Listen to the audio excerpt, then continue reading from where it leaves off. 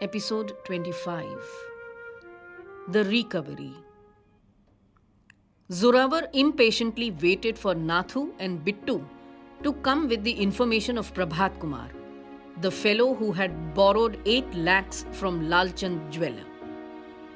Zoravar was the man that jewelers, land agents, house owners, commercial space owners, builders, private money lenders, and even banks turned to when they wanted to recover a bad loan or get a premise vacated. Zoravar would systematically approach his shikar, catch him off guard, warn, threaten, and then forcefully recover the amount. Zoravar's brother in law was once cheated by an MLA. Zoravar was just not intimidated by the politician's position and fearlessly walked into the latter's house with 50 henchmen, each carrying lathis and some even guns. The MLA got so scared that he immediately returned the 15 lakhs. Since that day, Zoravar gained the reputation of a fearless, cruel, ruthless, and domineering recovery agent. Today, Nathu and Bittu had gone to assess the whereabouts of Prabhat Kumar. They came back and informed Zoravar that Prabhat Kumar had died some 8 months ago and was survived by wife and 3 daughters. Their house too was on rent. Zoravar was a little surprised because Lalji, the jeweler, hadn't told him that the shikar had already died. Anyways, that was not his problem. He just had to recover the money, whether from Prabhat Kumar or from his family. As dusk set in, Zoravar walked towards Prabhat Kumar's house.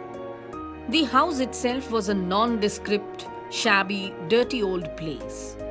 In the small veranda at the front, there was a broken cot, and in the corner, dirty, empty tins of oil. Perhaps there was no one inside, as the 3 of them couldn't hear any noise nor see any lights from within. Nathu loudly banged at the main door with his lathi. There was no response. Either the house was empty or the residents were too scared to open the door. After 2 minutes, Bittu banged his lathi against the door and shouted loudly, "Darwaza kholo! Sunai nahi deta hai kya?" Zoravar too shouted angrily, "अरे तोड़ दो सालों का दरवाजा! तोड़ के अंदर झांको, कोई है भी या नहीं?" This warning worked as all the 3 now heard footsteps inside. The door opened slowly, and a frail-looking middle-aged woman, dressed in a white sari, covering her head too, peeped out. She was so scared that she didn't utter a single word. "Prabhat Kumar owed money to Lalchand. I have come to collect that money. 8 lakhs. Quickly, make the full payment." The scared woman looked up at Zoravar with even more fright. "We don't have any money, sir. We don't have any money. All our money was taken away by our relatives. We don't have anything in the house. Nothing to eat also." And her voice broke into sobs. Zoravar remained unmoved. He was familiar with this routine.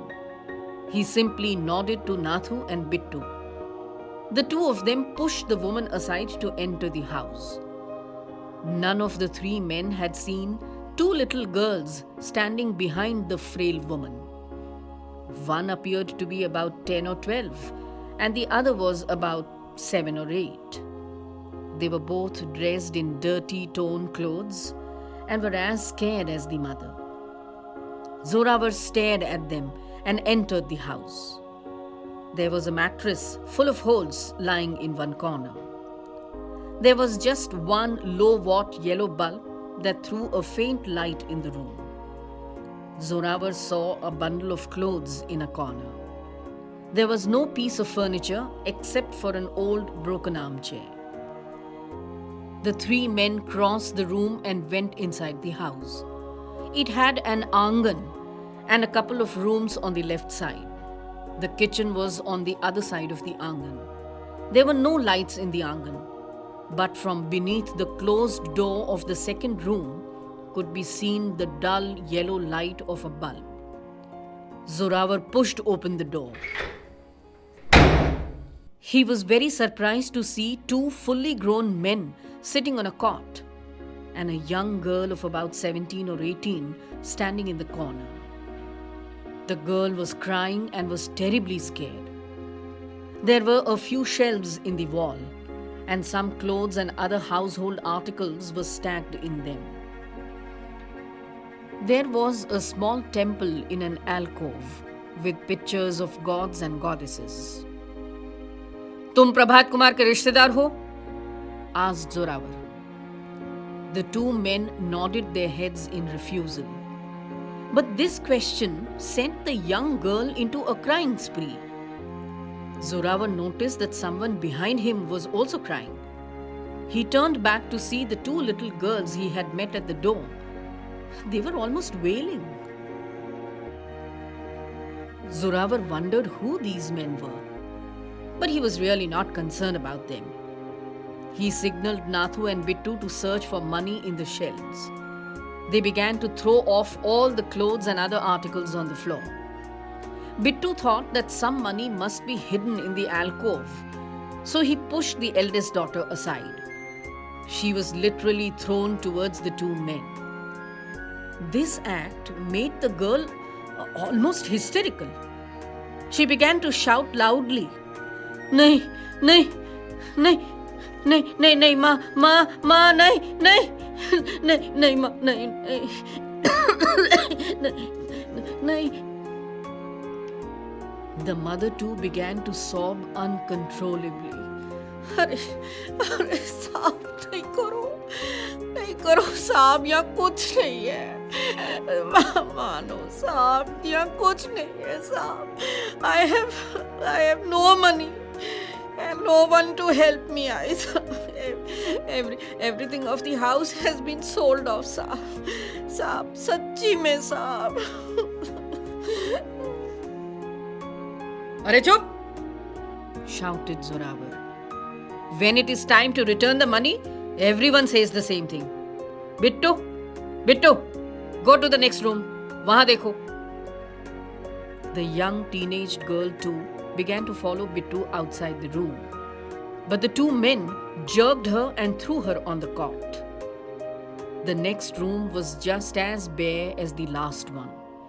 Nathu ransacked the shelves and the single almirah in the corner.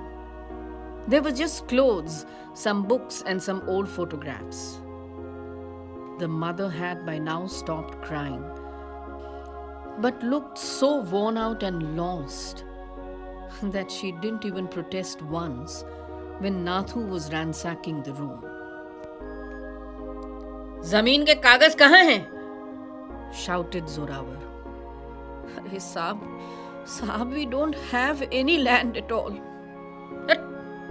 "Jhooty, liar. Didn't you take 8 lakhs from Lalchand to get back your ancestral land?" "Arey nahi Saab. Guddi's papa had borrowed just 4 lakhs from Lalchand ji, not 8 lakhs. He gave all of it to his elder brother, Prabhat Kumar ji.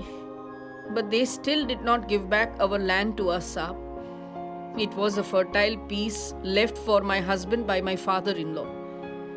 But my brother-in-law said that only if we deposit 4 lakhs, he will give it to us. And then when my husband gave the money, they just took a U-turn and said that father-in-law had never kept aside any land for my husband. When Prabhat ji protested, there was a heated argument. And my husband was thrown out, Saab. And then my nephew plotted and got him killed."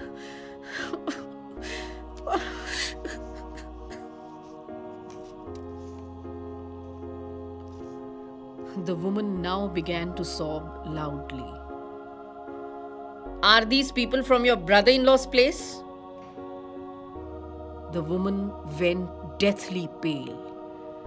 Unable to stand any longer, she just flopped down on the floor. Zoravar sensed that there was something definitely wrong. He asked, "Who are these men?" In a trembling voice, the old woman replied, They, they're taking away my daughter, sir. They're taking away my daughter. We couldn't pay interest to Lalchan because we didn't get the land. So, so Lalchan sent these two men here, and they are forcibly taking away my daughter to sell her to a brothel in the city. Oh God.